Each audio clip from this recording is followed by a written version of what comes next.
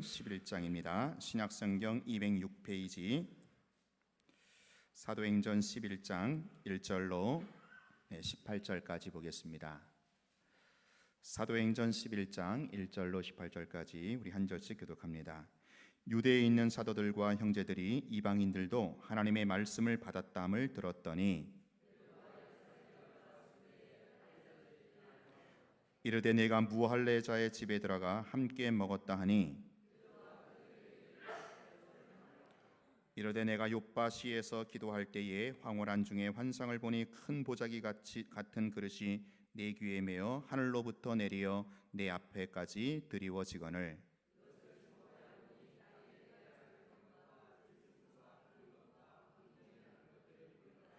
또 들으니 소리 있어 내게 이르되 베드로야 일어나 잡아먹으라 하거늘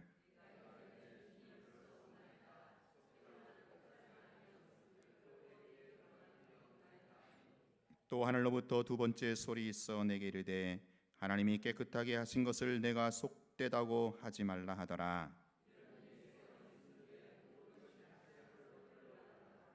마침 세 사람이 내가 유숙한 집 앞에 서 있으니 가이사랴에서 내게로 보낸 사람이라.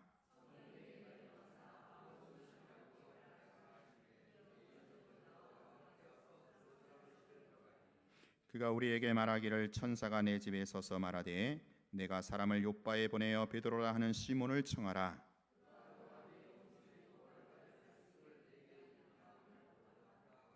내가 말을 시작할 때에 성령이 그들에게 임하시기를 처음 우리에게 하신 것과 같이 하는지라.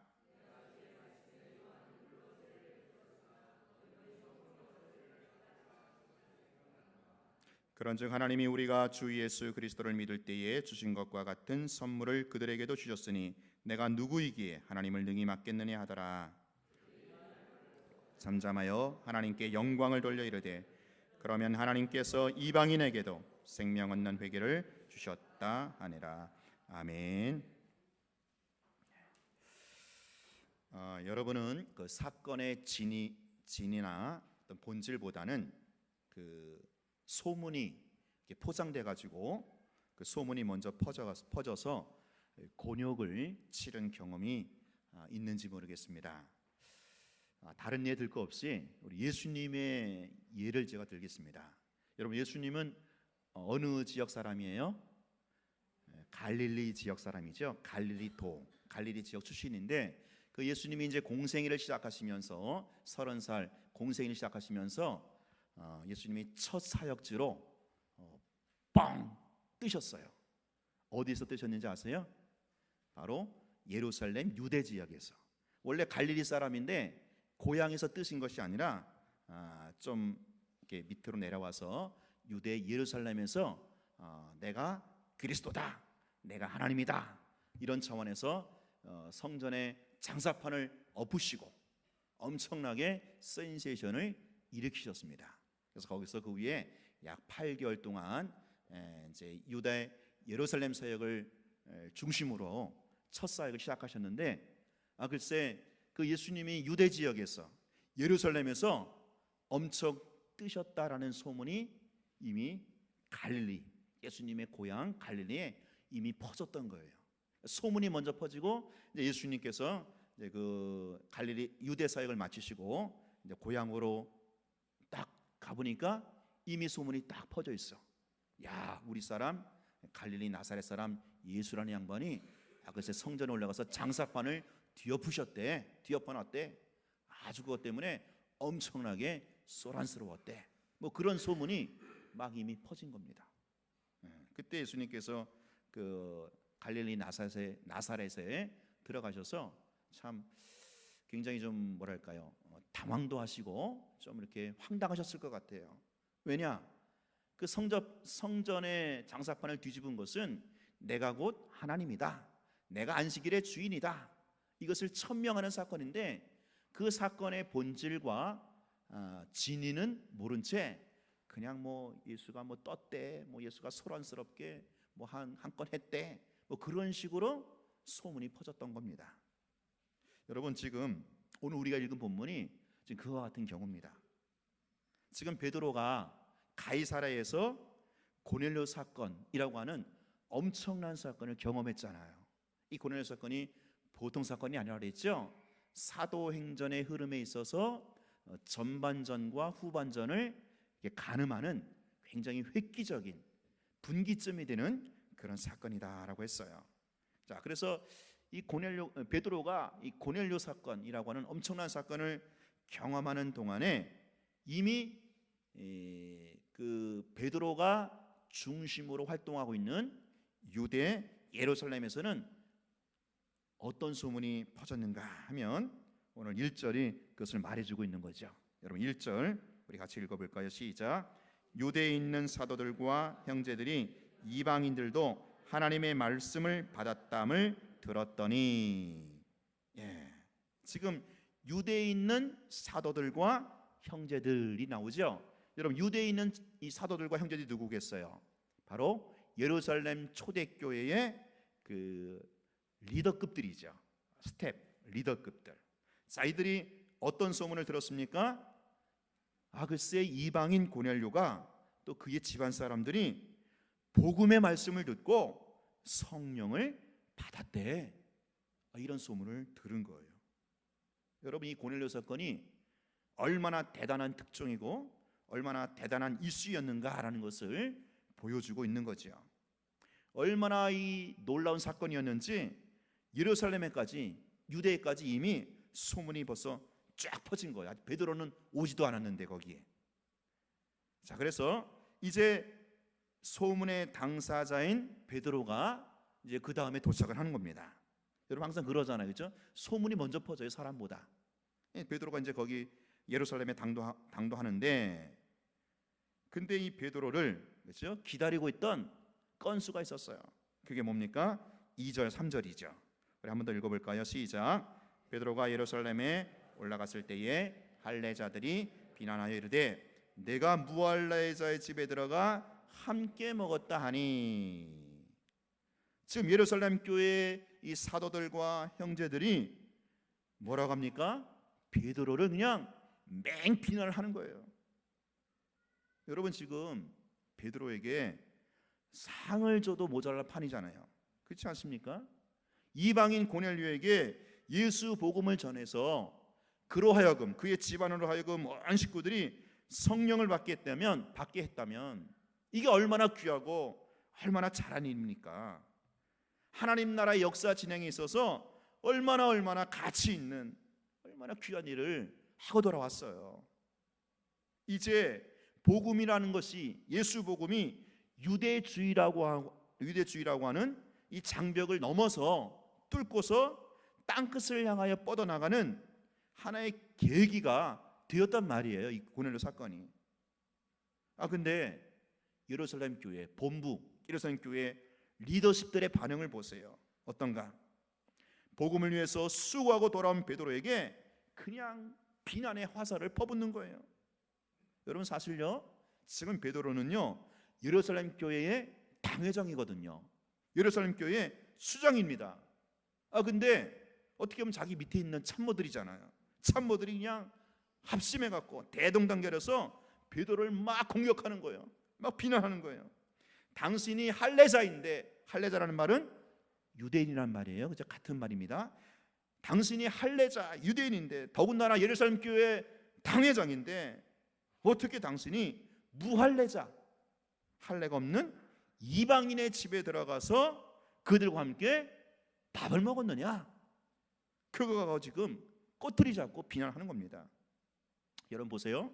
사람이요 눈에 씌우면 어떤 사건에 대해서 그 사건에 대한 진위와 본말은 그냥 접어두고 그저 겉으로 드러난 일만 가지고 따지고 덤벼들고 있다라는 거예요.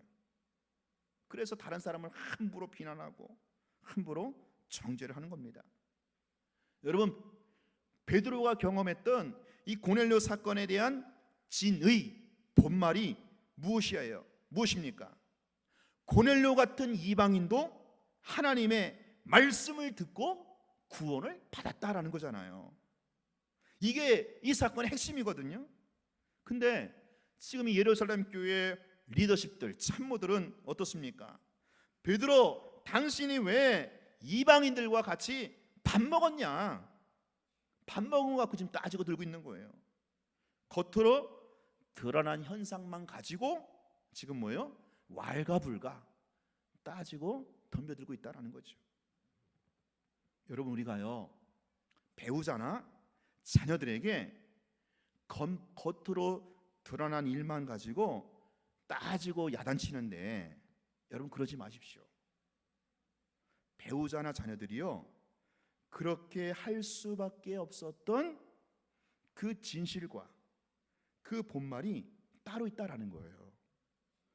여러분이 그거를 헤아릴 수 있어야 돼요. 그래야 가족 간에 대화가 되고 뭔가 이게 문제가 해결이 되는 겁니다. 너 왜 그 사고 쳤어? 너 왜 주일 성수도 제대로 못하는 거야? 너 왜 11조 제대로 못하는 거야? 무조건 책망하고 탁 따를 게 아니라, 걔도 그럴 수밖에 없는 속사정이 있다라는 거죠. 그 사건의 본말, 진위가 있다라는 거죠. 여러분, 그거를 알아주라는 거예요. 그래야 얘기가 되는 겁니다. 자, 지금 예루살렘 교회의 사도들, 형제들 보세요. 얘기가 됩니까? 얘기가 안 돼요.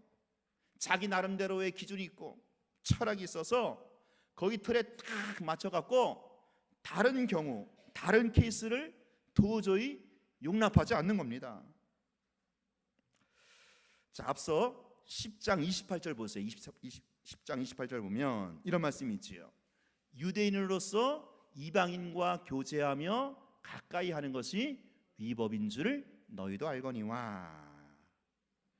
그러니까 유대인이 이방인과 같이 식사를 하면 이거는 율법을 어기는 거예요. 그거 갖고 따지는 거죠. 율법 어겼다 그럴 거죠. 자, 근데요, 당시 율법에 의하면 유대인들이 이방인들을 뭘 취급해요? 개 취급을 하는 거예요. 개 취급. 그래갖고 왜 그들과 밥을 먹는 게, 그들과 같이 가까이 하는 게 왜 위법이냐? 쉽게 말하면 그겁니다. 사람이 어떻게 개랑 같이 밥을 먹을 수 있겠느냐, 그런 거예요. 이방인을 개 취급합니다. 그래서 이방인과 식탁 교제하는 것을 하는 것을 법을 어겼다, 율법을 어겼다라는 거예요. 자, 근데 여러분 생각해 보세요. 여러분, 법이라는 게 어떻습니까? 법이라는 게 절대적입니까? 법이라는 게 정말 그 법보다 앞서는 게 아무것도 없습니까? 그건 아니잖아요. 법이라는 건요, 늘 상대적이다라는 거예요. 상대적. 그리고요, 법보다 앞서는 게 있어요. 법보다 앞서는 게 없는 게 아니고, 법치 제일주의가 아니고, 사실은 법보다 앞서는 게 있지요. 그게 뭡니까? 네, 사랑이고 덕이지요. 이게 사도 바울의 논리잖아요. 성경의 관점입니다. 법보다 앞서는 게 사랑이에요. 법보다 앞서는 게 덕이다라는 거죠. 자, 지금 유대인들이 이방인들과 교제하지도 말고 가까이 하지 말라고 하는 그 법은요, 구약 시대에 자기 신앙, 자기 믿음 지키기에 급급했던 그 시대에 만들어진 법이라는 거죠. 자, 그래서 자기 믿음 지키기 위해서는 하나님을 섬기지 않는 이방인들과 가까이 하지 말라, 그런 차원에서 그 법이 주어진 거예요. 자, 근데 지금 요 상황에서 어떤 시대입니까? 요 상황은 예수 그리스도로 말미암아 새로운 시대가 열렸습니다.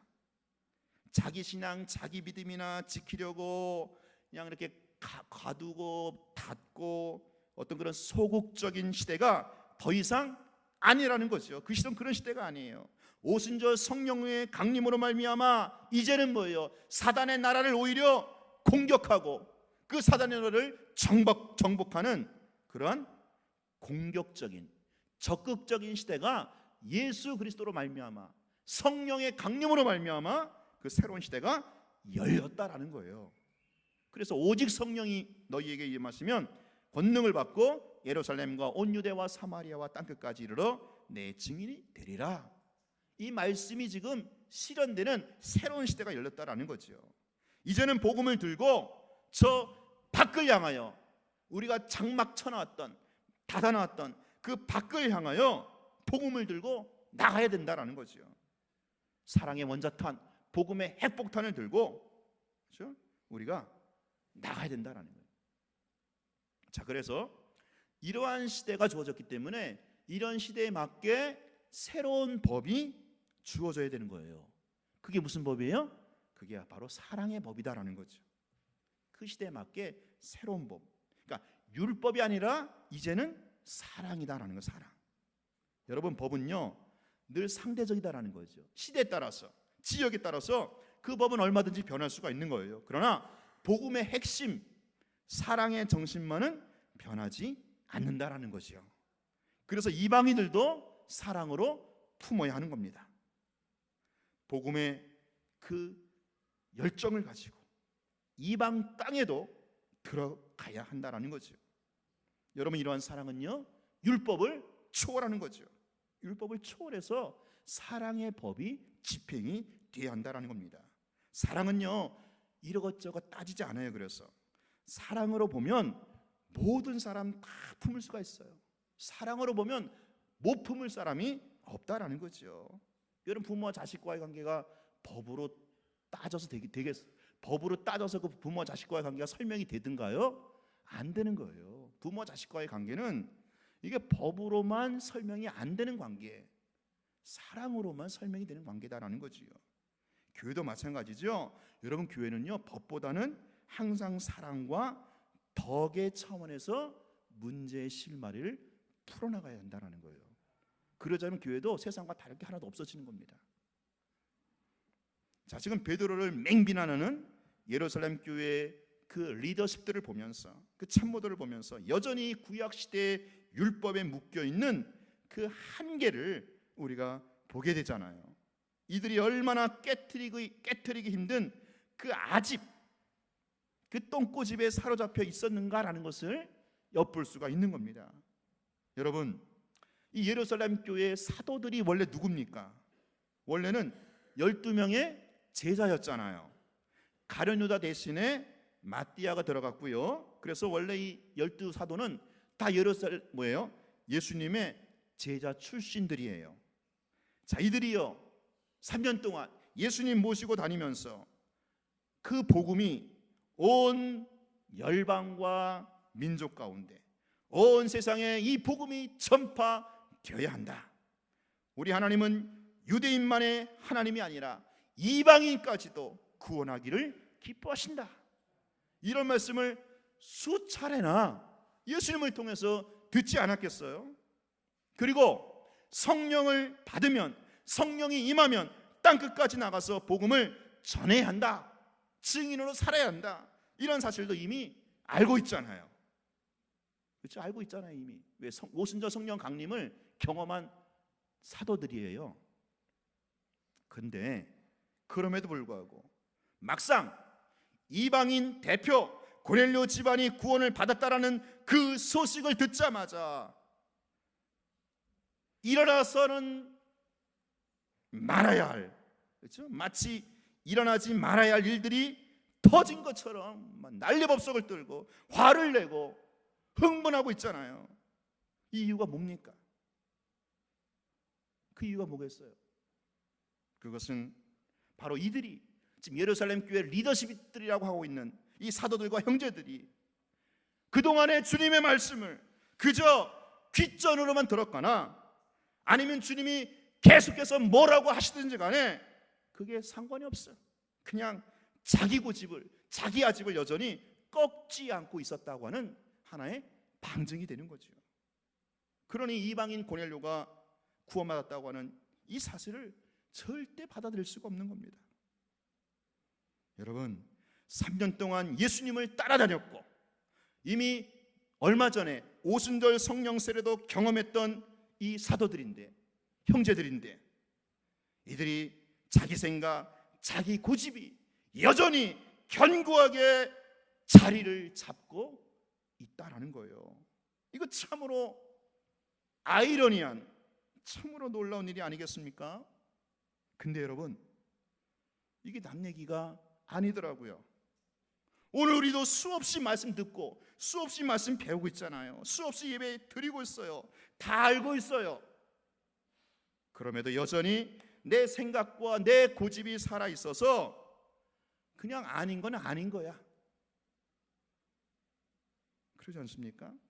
아무리 하나님의 말씀을 들어도, 하나님의 말씀이라고 갖다 줘도, 들려줘도 자기 생각, 자기 경험, 자기 지식이 항상 말씀보다 위에 있는 거야. 앞서는 거예요. 여러분, 이게 깨져야 된다라는 거예요.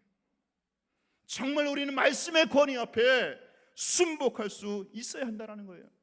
아무리 내 감정, 내 기분, 내 입장이 있더라도 말씀이 그렇다면 그런 거예요. 말씀이 그렇다면 이 말씀의 권위 앞에 모든 것을 우리가 내려놓을 수 있어야만 한다는 거지요. 그래야만 그때서부터 여러분의 삶이 풀립니다. 형통하게 되는 거고요. 그래야만 하나님이 써내려가는 역사 행전에 내가 동참하게 되는 거지요. 자, 이제 자기를 향해서 비난하는 사람들에게 베드로가 어떻게 맞장을 섭니까? 4절 보세요. 4절, 베드로가 그들에게 이 일을 차례로 설명하여. 여러분, 사실 베드로 입장에서 얼마나 기가 막히겠어요. 사건의 진상, 사건의 본말은 모르고 그저 현상만을 가지고 따지고 덤벼들고 있으니 말입니다. 사실 베드로가 예루살렘 교회 수장이고 당회장이라고 했잖아요. 근데 얼마든지 자기 권위를 가지고, 야, 뭔 얘기야, 내가 알아서 다 한 일인데 아무것도 모르는 니들이 뭘 알아, 뭐라고 왈가불가 왜 이렇게 말이 많어, 그런 식으로도 얼마든지 처리할 수 있는 그런 경우입니다, 지금 그게. 자, 근데 베드로가 그렇게 나오지 않죠. 자초지경을 처음부터 자세하게 또 다시 또 설명을 해요. 그러면서 자기가 욥바에서 환상을 본 것부터 시작을 해가지고 여차해서 내가 고넬료 집에 가게 됐다.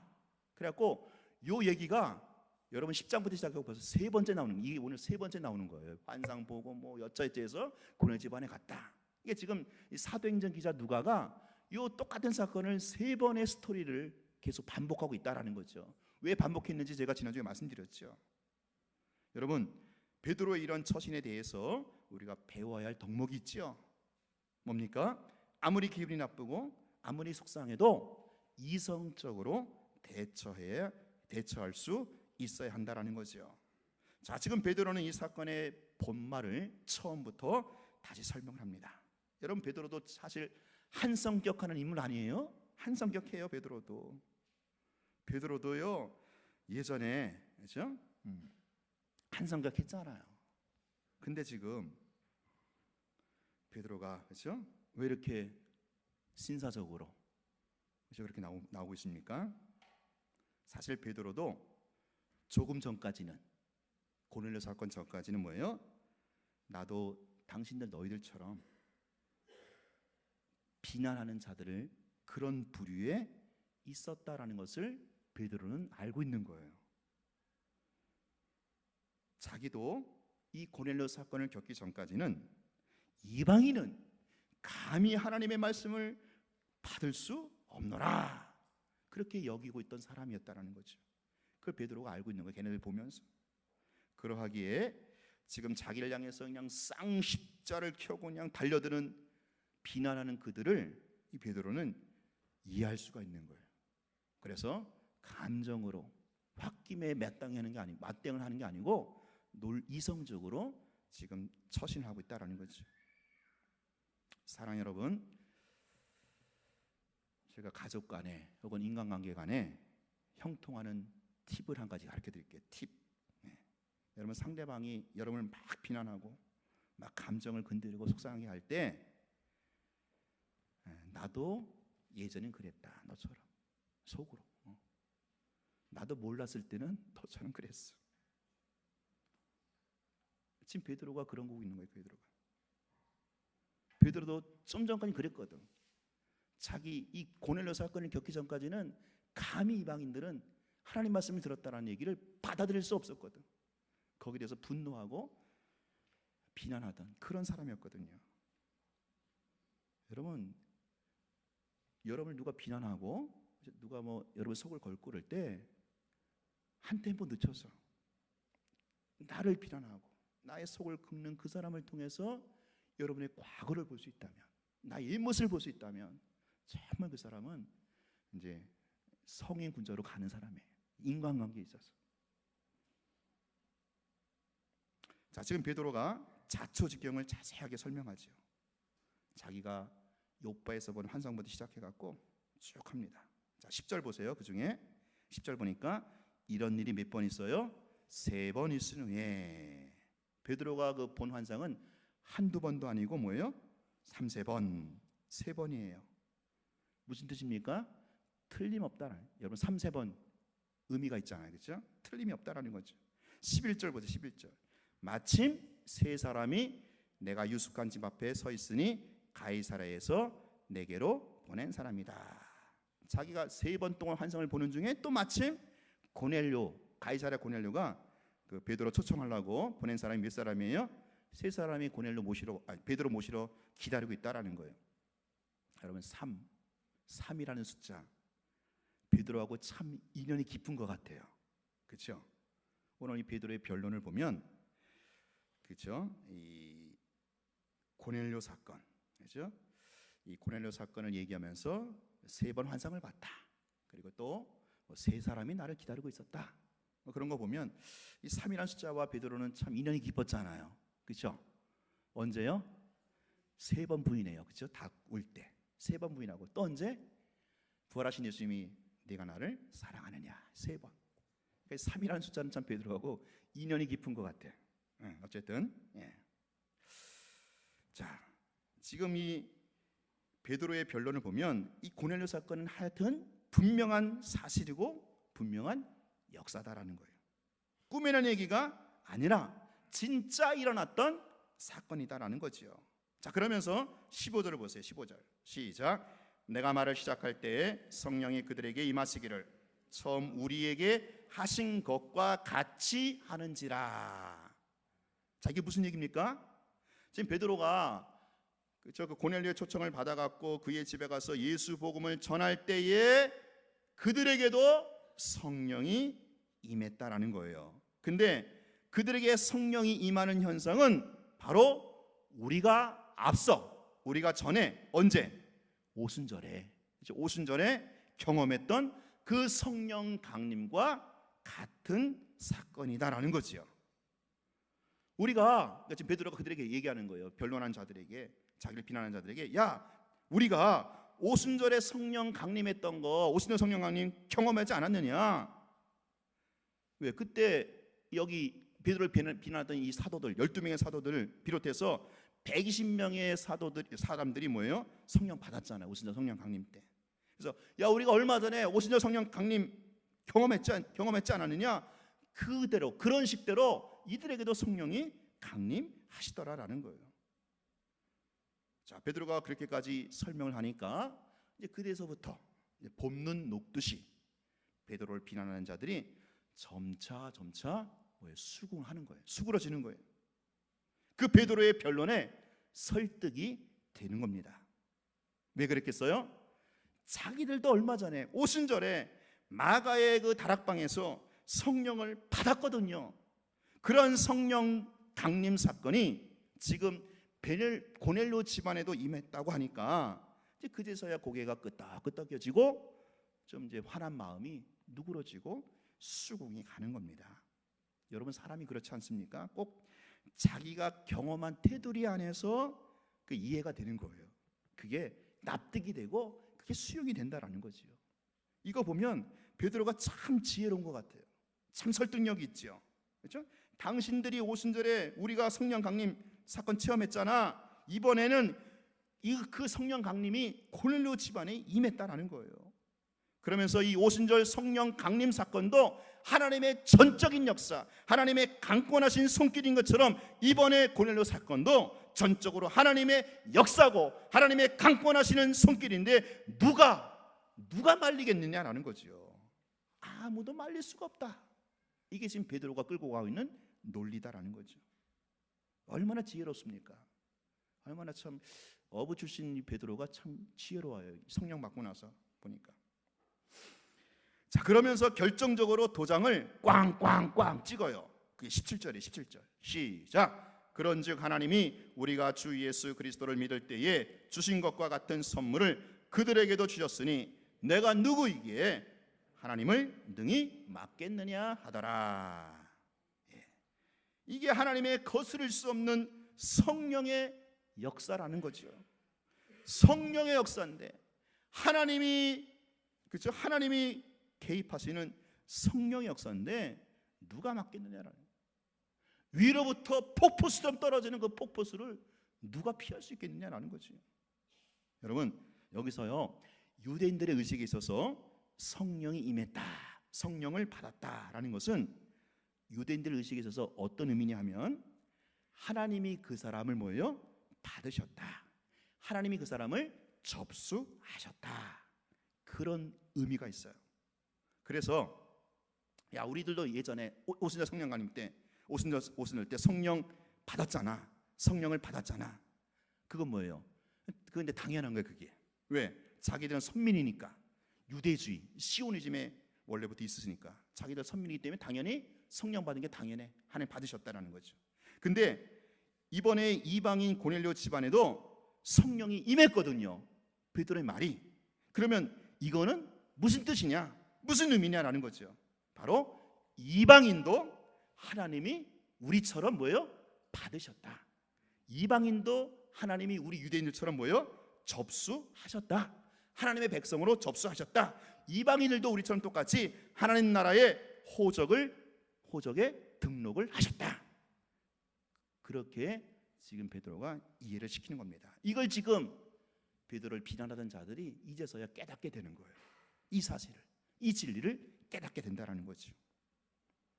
여러분 그렇습니다. 이게 하나님의 역사이고 이게 하나님의 손길입니다. 여러분 그래요. 하나님은요 차별이 없어요. 하나님은 남녀노소 모든 세대들에게 당신이 약속하신 성령을 부어 주시는 것입니다. 앞서 우리가 봤잖아요. 사도행전 2장 17절 말세 내가 내 영을 모든 육체에 부어주리니 너희의 자녀들은 예언할 것이요 너희의 젊은이들은 환상을 보고 너희의 늙은이들은 꿈을 꾸리라. 여기 자녀들, 그렇죠? 너희 젊은이들, 너희 늙은이들, 전 세대를 말해요. 전 세대, 세대를 초월하는 전 세대. 여러분 유치원 아이들도 초등학교 학생들도 성령 받는 줄로 믿으시기 바랍니다. 그거 제한하지 마세요. 오히려 어떻게 보면 유치원 애들이, 초등학교 학생들이 더 성령 받는 데 있어서 준비가 되어 있어요. 예수의 복음만 제대로 전하면, 예수의 복음만 제대로 전하면 성령 받고 안 받고는 세대가 관계없다라는 거예요. 우리가 쉽게 함부로 지연하지 말아야 합니다. 우리 하나님은요 모든 육체, 모든 세대에게 성령의 선물을 주시는 분이시다라는 거죠. 내가 잘나서, 내가 예뻐서 주는 게 아니에요. 성령은 선물이라고 얘기하고 있죠. 여러분 이 선물이라는 의미는 뭐냐면은 대가가 아니고 은혜다라는 거예요. 내가 잘해서 주는 게 선물이 아니고 대가가 아니에요. 대가로 주어지는 게 아니고 그냥 은혜예요. 은혜, 거저 주시는 거. 자, 유대인들이 이 고넬료 사건을 통해서 깨닫는 것이 있었다라는 거죠. 그게 뭡니까? 자기들이 앞서 오순절 때 성령의 선물을 받았는데 이건 자기들이 잘나서, 자기들이 예뻐서 성령 받은 것이 아니라 이건 전적으로 하나님의 은혜고, 이건 전적으로 하나님의 강권하시는 손길이고 역사였구나라는 것을 알고 있었다라는 거죠. 그런데 이번에 이방인에게도 성령이 임한 것을 보니까 이게 이제 이해가 되는 거예요. 왜? 자기들도 그래 성령 받았거든. 자기들도 거저 은혜로 성령을 받았거든요. 그러면서 이방인들이 성령 임하는 걸 보고, 고넬료 집안에 성령 임하는 걸 보고, 야 하나님은 거저 주시는 분이구나. 왜? 자기들도 그렇게 받았거든. 하나님은 골라 주는 분이 아니라 하나님은 거저 은혜로 주시는 분이구나라는 것을 더 확실하게 이방인 고넬료에게 성령 임하는 것을 보면서 깨달았다라는 거예요. 여러분 이거는요 굉장한, 아주 굉장한 소위 말해서 패러다임 시프트라는 거죠. 마치 코페르니쿠스적인 그런 발상의 전환이에요. 여러분 우리 하나님은요 여러분의 실적이나 여러분의 상태에 따라서, 여러분의 어떤 깨끗하고 더럽고 그 유무에 따라서 하나님이 줬다 안 줬다, 줬다 안 줬다, 그런 분이 아니다라는 거예요. 이걸 여러분들이 아셔야 돼요. 근데요, 하나님은요, 우리가 아는 하나님은요, 인과응보의 하나님을 알고 있어요. 그게 아니라는 거죠. 그게 패러다임 시프트가 전환이 되어야 돼요. 하나님은요, 인과응보의 그런 분이 아니십니다. 하나님은 악인에게 상을 주고 죄인에게 벌을 주는 꼭 그런 분이 아니다라는 거예요. 우리가 사실 예수 믿는다 하면서도 인과응보 사상에 쫙 물들어 있어요. 그래서 그렇게 신앙이 좋은 욥의 경우를 보세요. 욥이 아침마다 자기 자식의 수대로 번제를 드렸다. 그게 신앙이 물론 좋아 보이죠. 근데 왜 그렇게 번제를 드렸어요? 그렇게 번제 드리지 않으면, 그렇게 제사 드리지 않으면 우리 아이들이 벌을 받을까 봐 두려워서. 무슨 얘기입니까? 아직까지 욥은 인과응보의 하나님으로 알고 있다라는 거예요. 여러분, 이런 하나님에 대한 인식을 깨뜨려야 된다는 거죠. 패러다임 시프트가 전환되어야 된다는 거죠. 하나님은 인과응보를 초월해서 은혜의 하나님이요 사랑의 하나님이다라는 거예요. 무조건 우리를 사랑하시고 무조건 우리에게 은혜를 베푸시는 분이시다라는 거죠. 그래서 하나님은요, 때로 의인에게도 고난을 주시고 때로 악인에게도 은혜를 베푸시는, 인과응보를 초월해서 역사하시는 그런 분이다라는 거죠. 이걸 우리가 알아야 된다는 거예요. 하나님은 정말로 사랑의 하나님이구나. 그래, 맞아, 하나님은 정말로 은혜의 하나님이구나. 근데 이거 깨트리기가 얼마나 힘든지 아세요? 여러분 간에 두려움이 있잖아요. 내가 뭐 잘못하면 벌을 줄 거라는, 내가 주의를 어겼기 때문에 골프 치다가 뭐 발을 다쳤다는 등, 내가 11조를 땡겨 먹었기 때문에 좀 뭐 그런 거 있잖아요. 쓸데없이 뭐 이렇게 엉뚱하게 병원비로 지출되고. 물론 그게 꼭 100% 틀렸다는 건 아니죠. 근데 그게 하나님 그렇게 우리가 알고 있는 테두리에 계시는 분이 아니다라는 거예요. 우리가 알고 있는 인과응보의 하나님으로 알고 있는 게 그런 분이 아니다라는 거예요. 이걸 깨트려야 되는데 이거 깨트리기가 얼마나 힘들고 얼마나 어려운지 바로 오늘 본문에서 뭐예요? 이 유대인들이 어떤 유대인들이에요? 사도들이잖아요. 성령 받은 사도들.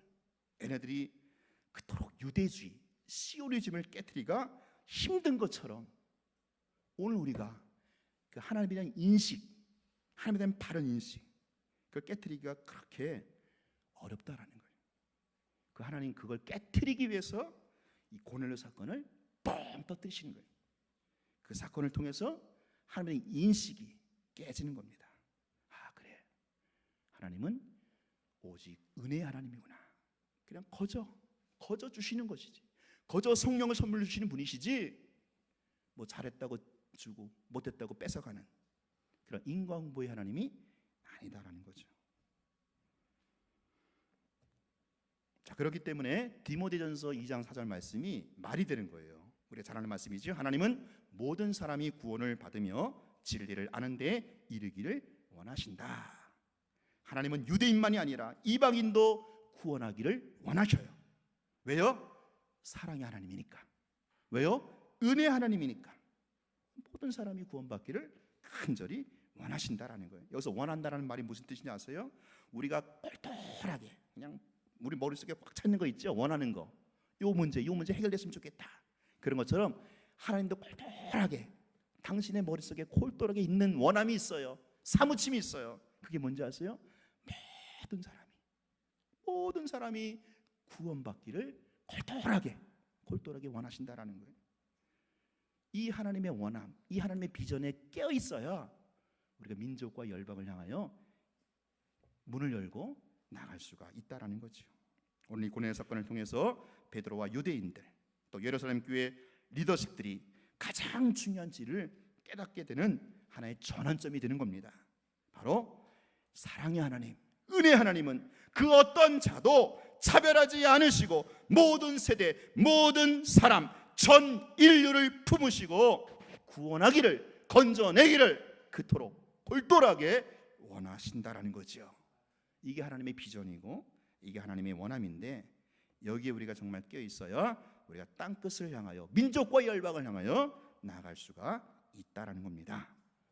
자, 이제 이런 베드로의 변호를 듣고 예루살렘 교회 리더십들이 내린, 설득당한 결론이 있어요. 그게 18절이죠. 18절 시작. 이 말을 듣고 잠잠하여 하나님께 영광을 돌려 이르되, 그러면 하나님께서 이방인에게도 생명 얻는 회개를 주셨도다 하니라.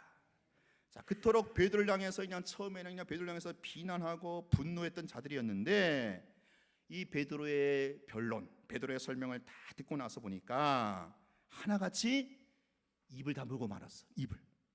그토록 비난하던 때는 언젠데. 그리고요, 하나님께 영광을 올려드렸습니다. 왜 그랬겠어요? 베드로의 설명, 베드로의 자초지경을 다 듣고 보니까, 야, 이거는 거부할 수 없는 하나님의 역사구나 라는 사실에 백기를 든 겁니다. 이건 하나님의 손길이야. 이런 하나님의 그 역사, 그 하나님의 어떠하심, 그 하나님의 만져주심에 대해서 수긍을 하고 인정을 했다라는 거지요. 아, 그렇구나. 아, 그래, 하나님은 이런 분이셨구나. 그래, 하나님은 사랑의 하나님이고, 그래, 하나님은 은혜 하나님이야. 이걸 이들이 깨달은 겁니다. 자, 그래서 로마서 10장 12절 시작. 유대인이나 헬라인이나 차별이 없습니다. 한 분이신 주께서 모든 사람의 주가 되사 그를 부르는 모든 사람에게 부요하시는도다. 누구든지 주의 이름을 부르는 자는 구원을 받으리라. 베드로의 설명을 듣고 보니까, 야, 그래서 하나님의 뜻이 이거구나. 하나님의 뜻이 어디 있었는가? 이것을 발견한 그들은 이제 뭐예요? 다 잠잠하고 말이 없어요. 여러분, 왜 말이 많은지 아세요? 왜 교회에서 그렇게 말이 많은지 아세요? 이 하나님의 뜻이 어딘지 아직 발견하지 못했어요. 그러니까 자기 말이 높은 거예요. 자기 말이 그냥 자기 의견 주장하고. 정말 하나님의 뜻이 어디 있는가 발견한 사람은요, 입을 다물어요. 입을 다물 수밖에 없는 거예요. 이거 누가 다물라고 다물습니까? 그토록 비난하던 입인데 입이 그냥 탁 다물어졌네. 왜? 야, 하나님의 뜻이 이거였구나. 이게 하나님의 역사였구나. 이게 하나님의 손길이었구나. 그래도 참, 그렇죠? 네. 이 예루살렘 교회 리더십은 그래 참 그런 면에서 훌륭한 것 같아요. 모두가 자기 생각을 꺾고 하나님의 권위 앞에, 하나님의 그 어떠하심, 하나님의 그 터치하심 앞에 다 승복을 하고 있는 겁니다. 여러분, 인간의 그 어떤 의견이나 주장은 그 내용이 무엇이든지 간에 먼저 하나님의 말씀 앞에서 최종적인 판단을 받아야 될 줄로 믿습니다. 그리고 자기의 생각이 하나님의 말씀과 다르다면 무조건 엎드리고 승복하고 입 다물어야 합니다. 그래도 예루살렘 교회 리더십들의 훌륭한 점이 이 사실이죠. 베드로의 설명을 듣고 나서 그들이 입이 다물었다라는 거예요. 하나님의 권위를 받들어 올리는데 조금도 주저하지 않았다라는 거죠. 자, 이렇게 해서 예루살렘 교회가 이제 뭡니까? 공적으로 이방 선교를 이제 가결하게 된 겁니다. 이방 선교에 대한 그 예루살렘 교회의 정당성과 정통성을 확보하게 된 거예요. 앞으로 바울을 통한 이방 선교가 뭐라는 거예요? 정당하다. 그게 정당한 라인이다라는 것을 앞으로 이 누가는 그 사실을 힘있게 이 고넬료 사건을 통해서 주장하고 싶다라는 거죠. 이제부터 예수 사건, 예수 복음은 땅끝을 향하여 민족과 열방을 향하여 뻗어나가게 될 것입니다. 그래서 2000년이 흐른 지금이즘 극동의 한반도 땅에 있던 오늘 우리에게까지 이 예수 사건, 예수 복음이 그래서 전해진 거예요. 어쩌면 우리는요, 이 고넬료에게, 아니 베드로에게, 아니 그 베드로의 변론을 듣고 수긍했던 그 예루살렘 교회 리더십들에게 오늘 우리는 빚진 자들이다라는 거죠. 2000년 전 고넬료 사건이 없었다라면, 아니 그 사건이 있었더라도 그 사건에 대한 해석을 잘못했다라면 어떻게 될 뻔했어요? 어떻게 될 뻔했어요? 이 고넬료 사건은 바로 이 사도행전의 흐름에 있어서 아주 중요한 방점을 찍는 획기적인 전환기적인 사건이다라는 거죠. 자, 오늘부터 오늘까지 이렇게 3번에 걸쳐서 고넬료 사건 마치고요. 다음 주부터는 이제 이 복음이 고넬료 사건을 기점으로 해서 어떻게 열방을 향하여, 어떻게 이방을 향하여 뻗어나가는가, 그것을 보겠습니다. 기대하시라. 다음 주부터요. 기도하겠습니다. 하나님 아버지, 고넬료 사건을 통해서 오늘 우리가 갖고 있는 편협이나 고집이나 아집은 없는지 한번 돌아보게 하여 주옵소서. 말씀에 계시된 그 하나님을 우리가 제안하고 우리 나름대로 곡해하지는 않았는지요. 하나님, 모든 사람이 구원받기를 원하시고 모든 세대에 걸쳐 성령을 부어주시는 사랑의 하나님, 은혜 하나님이신데 여전히 우리가 하나님을 인과응보 하나님으로 두려워 벌벌 떨면서 하나님을 섬기고 있지는 않은지, 이 율법에서 우리를 자유케 하여 주시고 그 사랑의 하나님, 그 은혜 하나님 앞에 내가 감격하여 어떻게 은혜를 보답할꼬 라는 차원에서 봉사하고 충성하고 헌신하는 저희들 다 되게 하여 주옵소서. 예수님 이름으로 기도하옵나이다. 아멘. 찬송가